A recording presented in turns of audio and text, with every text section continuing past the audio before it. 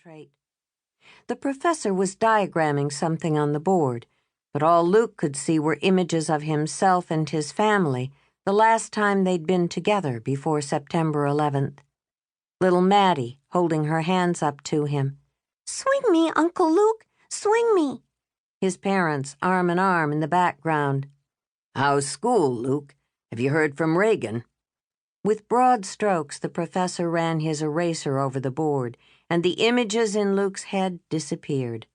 The man turned to the class and started talking, but Luke heard Reagan's voice instead, the way he'd heard it that awful night when everything changed forever. "It's okay, Luke. I'll call him back tomorrow. It's okay." But she never had the chance. Luke squeezed his eyes shut. He was ready to move on, right? Wasn't that what he'd been telling himself? Then why were these memories dogging him so, with all the free thinking he'd been doing, all the clubs and organizations Laurie had introduced him to?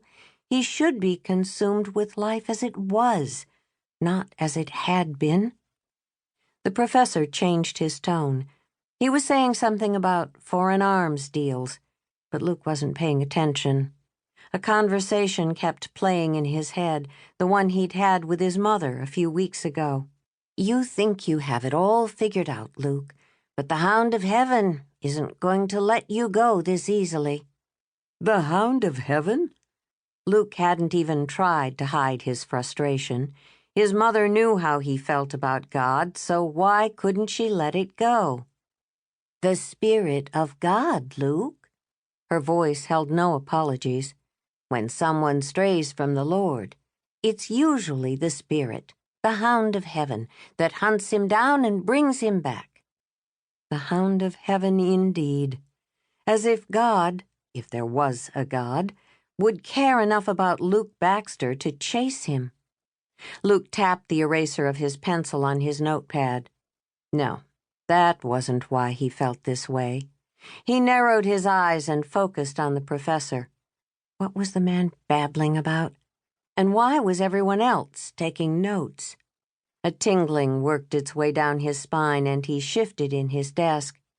Maybe it was culture shock.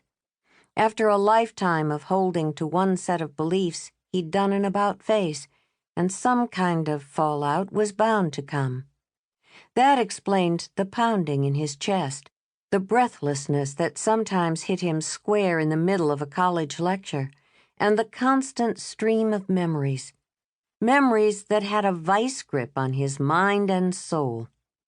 Sure, it was a setback, but no need to tell Laurie. She'd only blame it on the mind control his family had held over him for so many years. And he didn't care to discuss mind control with her. He didn't like the way it sounded. For all their shortcomings, all their narrow-minded ways of thinking, his family had not performed mind control on him. Not hardly.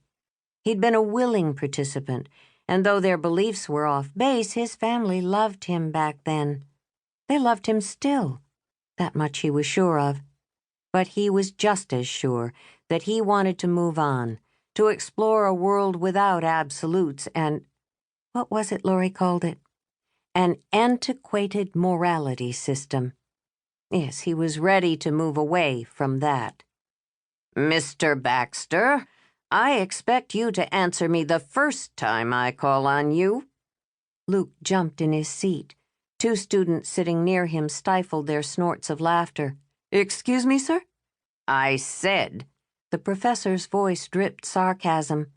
"Perhaps you could explain the significance of specific arms deals made in the late 70s. "Yes, sir." Luke did a desperate search of his mind and came up blank. His fingers trembled, and he coughed to buy time. "Sir, I don't have that information at this time." Another bout of muffled laughter. "Very well, Mr. Baxter. Then may I make a suggestion?" The professor lowered his glasses and peered hard at Luke. "Yes, sir." Luke's throat was dry. It was all he could do to keep from running out of the room. "Either get more sleep or get out of my modern history class." The man raised his voice.